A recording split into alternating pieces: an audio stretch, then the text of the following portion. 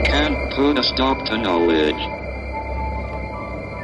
Scientists have a responsibility to advance knowledge, but the responsibility to how that knowledge is used is shared by the whole of society.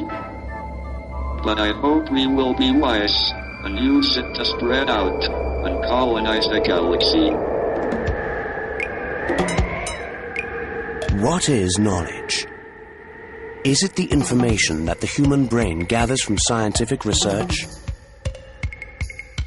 Is the universe solely mechanistic, and is the human brain a mere collector of information which flows to its interior?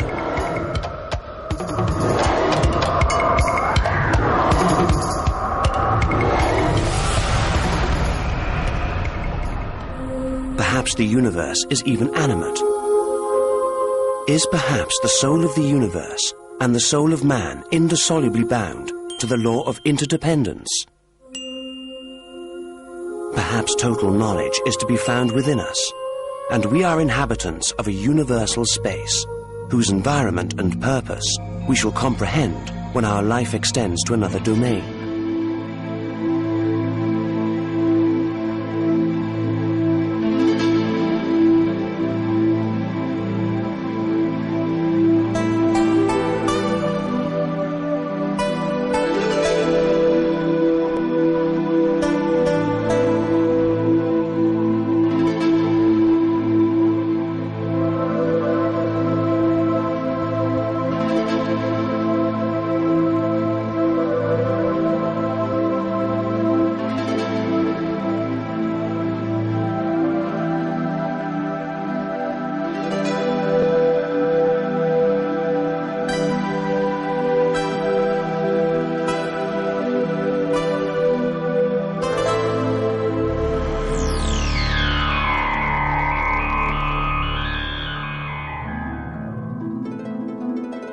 When I was a little boy, I asked my mother what that marvelous world of stars that flickered above my head was called. The sky, she said. And who made the sky? I asked again. God, my child. He is the creator of the whole world, my mother again good-naturedly answered me. I remained pensive for a while, staring at the ground. And what lies under our feet, Mama? Hell, my child, where bad people go after their death and at the second coming. At nightfall, before I fell asleep, I looked up high at the flickering stars. I was very sure that somewhere there among them, God existed. Then I looked down at the night-covered ground. I was gripped by awe. I wondered what terrible things were happening beneath my feet, caused by the powers of darkness. That night, I did not sleep a wink out of fear. When I grew older, an adolescent now, with an intense thirst for knowledge, I came to realize that on this spherical earth, which swims in the universe, that which for me is up, to another person, at the opposite end of the earth, is down. That which for me was in front and distant, for another could be behind him and near. When I grew older, I learned that of the stars I see in the sky, half have been extinguished thousands of years ago, and in their place are other stars, which I do not see, because their light has not yet reached Earth, and that other stars are not to be found where I see them, but in another place. Then I realized what a great difference there can be between what appears and what actually is. I understood that up and down, front and back, left and right represented conventional notions. Furthermore, I understood that between a telescope and a microscope was I, the man, the observer, who investigated in the depths of space and time, the macrocosm and the microcosm. And then, for the first time, I experienced anguish in trying to prove whether the world, which functions within me, and the environment, which I perceive with my five senses to be outside me, are related, whether I am alive now and, simultaneously, in the future. I was then convinced that my perception is found in the center of a cycle where multiple opposing forces act with balanced tendencies, giving birth to becoming the cosmic harmony.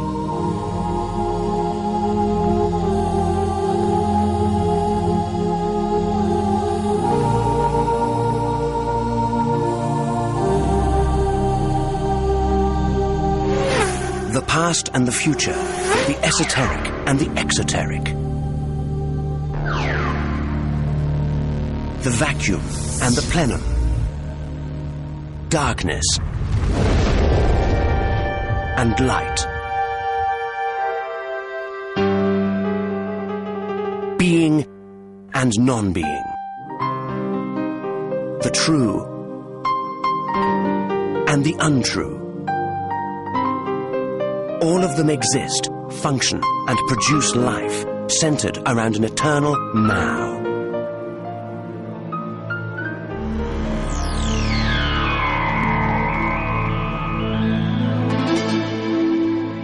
Since the time of Aristotle and the other great sages of the ancient Greek world, up to our own time, which is the era of Einstein, Hawking, and all leading scientists,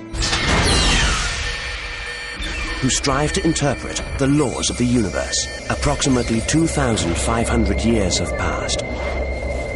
During that period, science has made many leaps. The agony of man to comprehend the universe has always been great. Enormous telescopes from every corner of our planet explore the starry sky at night, gazing at distant worlds many billions of light years away. Scientific laboratories devoted to the study of cosmic space circle in orbit beyond the Earth's atmosphere.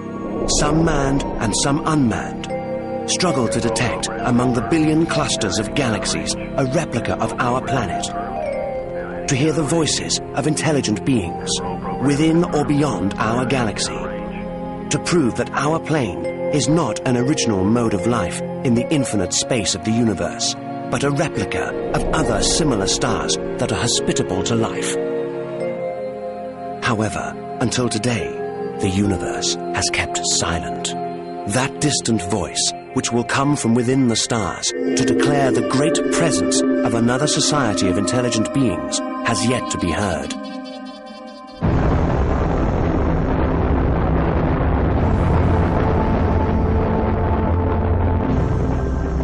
Space rockets, launched from Earth many years ago, travel at this very moment amidst the stars of our galaxy, striving to discover new worlds in the ocean of space, to receive some message of life which will break the great silence of cosmic space.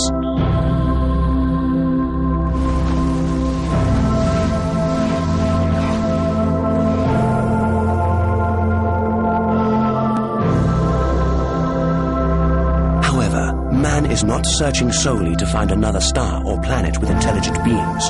He is striving to discover the identity of the universe itself. He struggles to find an explanation of why the universe exists. The human mind turns back in time. It passes through the aeons and the millennia, striving to reach the point where the fixed past awaits immobile at the nothingness station, to embark on the journey of motion by boarding the vehicle of the future space-time continuum. Certain scientists of our era have named that station Beginning. The beginning of motion. The beginning of time, the beginning of space, the beginning of creation. The great question in perennial speculation has been, is there a beginning? If there is, what is there before the beginning? Nothingness? And if there is a beginning, is there an end as well? And if there is an end, do we have the same situation which existed before there was a beginning? These questions which torment man today have tormented man in the past, and perhaps will still torment him for many years to come. And I wonder, can the answer be found in our minds? May it indeed have to do with the interactive relation of wisdom and the celestial world? Or perhaps the passionately desired answer lies only within numbers and equations? Briefly, is cosmogony cosmography? This study is devoted to addressing this question.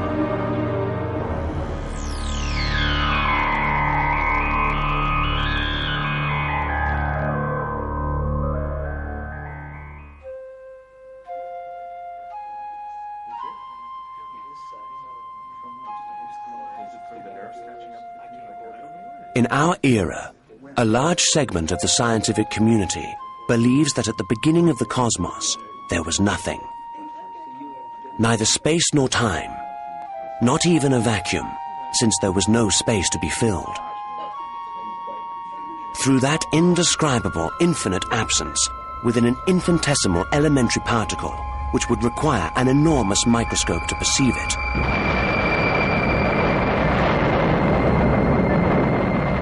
according to this theory, a universe unexpectedly emerged. This infinitesimal universe enclosed within it the totality of forces which are demanded by the universe as it is today.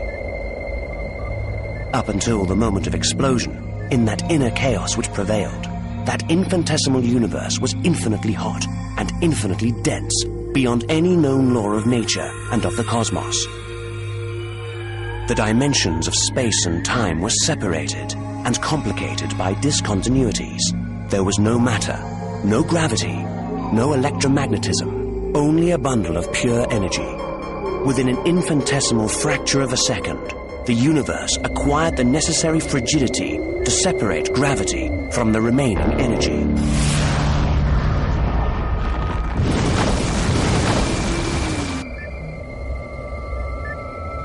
With the manifestation of gravity, the rhythm of expansion decelerated. The first pairs of particles began to form in unprecedented physical conditions. Segments of matter are created in diverse sizes and collide among themselves, causing new conditions of energy. In a very short time, the expansion of space caused an abrupt freezing, and in this differentiated environment, gravity was reversed, and instead of decelerating the expansion, it accelerated it. That entire world of antithesis swelled from subatomic proportions to the size of an orange. New particles were ejected from within that new condition. They grew and degenerated into other particles. Atoms. At that point, man's mind stops. Even before the universe had acquired the age of 1 second, it had grown to the size of our solar system. Beyond any known concept of speed, beyond any form of scientific logic, beyond the human intellect's power of conception to create, even abstractly, an evolutionary schema. This universe of 1 second's duration was denser than water, hotter than a star's core. The fiery matter of this primordial universe was transformed with incredible speed into known forms of matter and energy, which developed into models for the creation of stars and galaxies. This, of course, would require much time. The rapid initial development gradually decelerated in the course of time, and the cosmic furnace continuously lost heat as it expanded. With the passage of time, the light emitted by the universe slowly diminished, becoming a reddish glow, and finally extinguishing.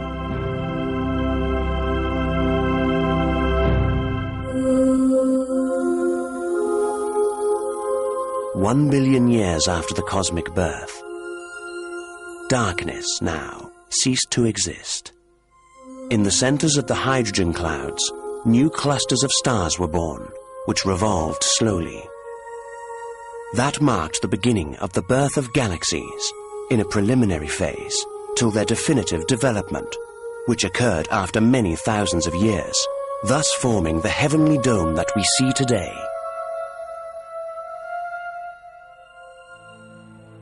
The first notion of a beginning of the cosmos was put forward by the Belgian priest Georges Lemaitre.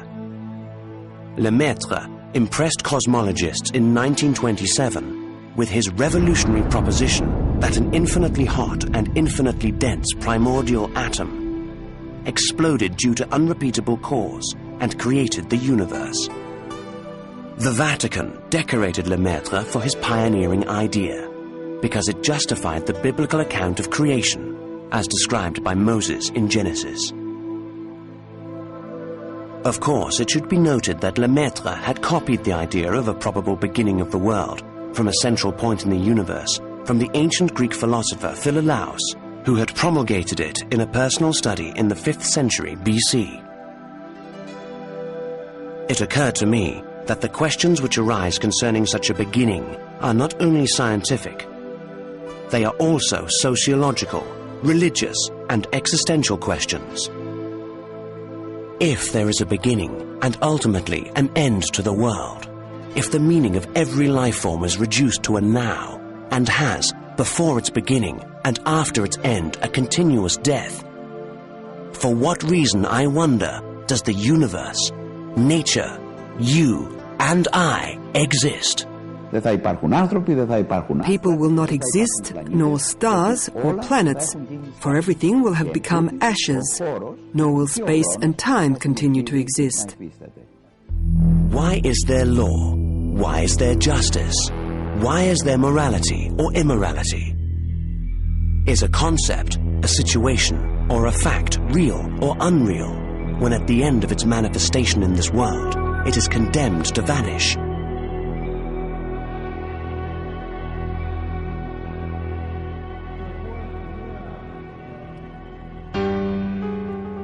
In May of 1994, at the Academy of Athens, there was an international conference of astrophysicists on the subject of chaos theory.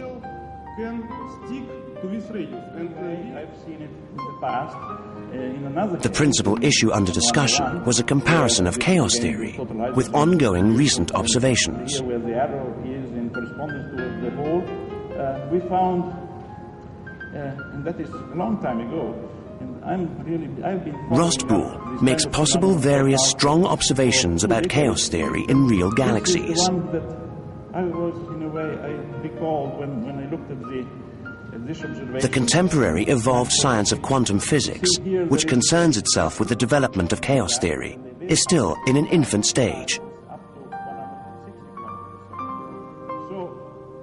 However, the most recent results of the observations of scientists working in chaos theory demonstrate that the developed Big Bang theory will not be able to stand on its feet if it is not justified by general chaos theory. This will be difficult, or perhaps impossible. As you were seeing from this list, even if I cover one possible source of dynamical evolution, I would be in trouble in making claims in general about the dynamical evolution of galaxies, because this is in competition and with other effects, and maybe can be involved with internal collisionalities, definitely. The models we used for our galaxy in the past are invalid today. And of course, nothing stops us from nullifying today's models in the future. How is it possible for the Big Bang model to remain constant when the models of the galaxies and the cosmic systems are continually changing? If the beginning of the universe is named the Big Bang, and the end of the universe the Big Crunch, I have a simple question. What is now if there is no forever? What is justice if there is no vindication? What is wrongdoing if there is no punishment? How can it be said that I exist if before my birth and after my death I do not exist? Why do I believe in values? Why do I fight for my ideals? Why do I strive to understand myself and the universe if there is no predestination? Did Christ come to earth to save humanity only temporarily? Was he himself, I wonder, temporary, since he never existed before the Big Bang, and he will surely vanish after the Big Crunch?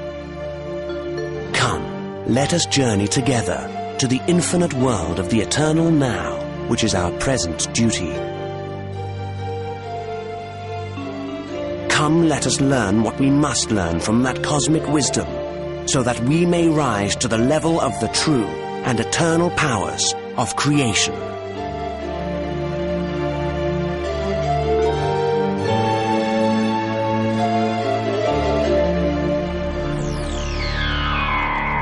Aristotle.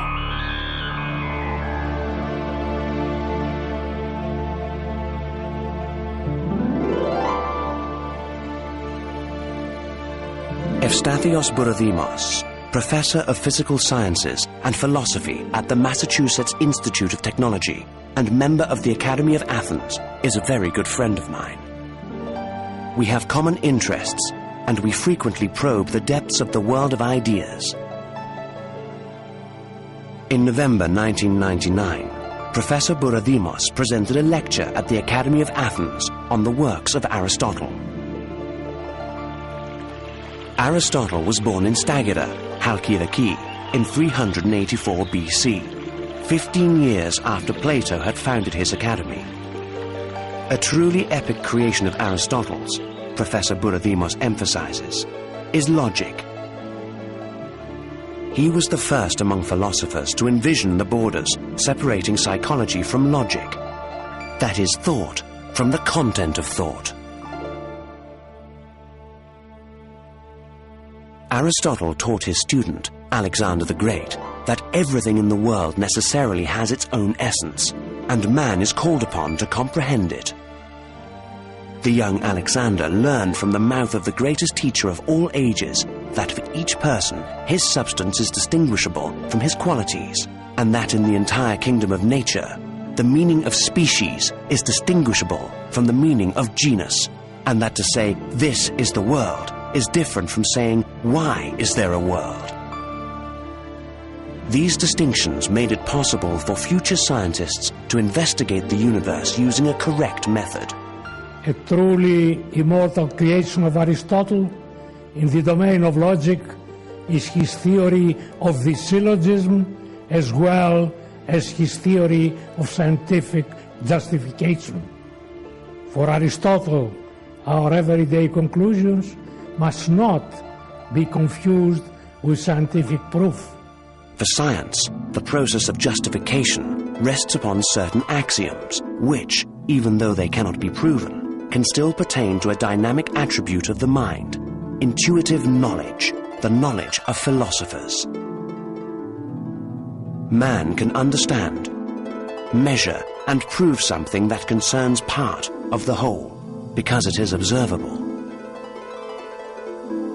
However, as for the whole, apart from the fact that it is unfathomable, and this because it is infinite, immeasurable, and unobservable, man calculates, assumes, and reaches certain indirect and hypothetical conclusions, but is unable to prove them.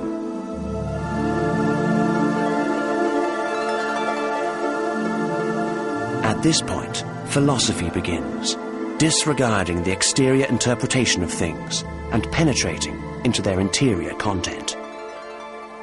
For Aristotle, God is the unmoved mover. He is not moving, he is the cause of motion. To give an example, think of a child walking in front of a store and sees the chocolate inside the window, and the child starts licking, so to speak, that chocolate. The chocolate is the God, so to speak, that caused the child to move. This is, I think, an example that gives the essence of what is God according to Aristotle, the unmoved mover. Aristotle seeks the essence of being only in specific and given empirical realities. That essence cannot be given to a subject, but it is contained within it. Put succinctly, being is not given as a predicate, but is a subject only, and it is described from a personal standpoint. Thus, God, for each man, is personal. Einstein devoted the last years of his life to research, to discover a unified theory of the universe that would combine all the known physical theories. But he was unsuccessful, and it was totally natural for him not to succeed. Can, I wonder, a theory which refers to a part of a whole be expanded by its mergers with other theories to constitute a unification of physical theories? In other words, can the human mind comprehend the universal rule that makes the whole, that is to say, the the entire universe exists. Those scientists struggling in the chemical laboratories, on computers, in research centers and astronomical observatories, striving to penetrate matter microscopically and macroscopically, what do they seek, I wonder?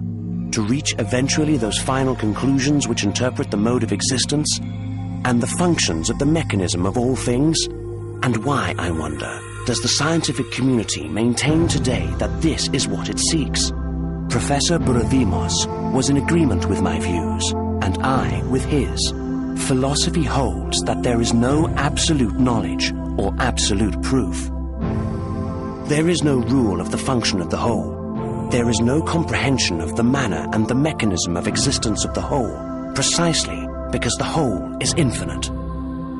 Science may participate in the challenge of interpreting laws, and it may gather evidence interpreting physical manifestations concerning nature and of man, but man's comprehension of the equation, which would interpret the totality of the laws that make the universe exist, is considered beyond his capabilities. Otherwise, he would stand up against God.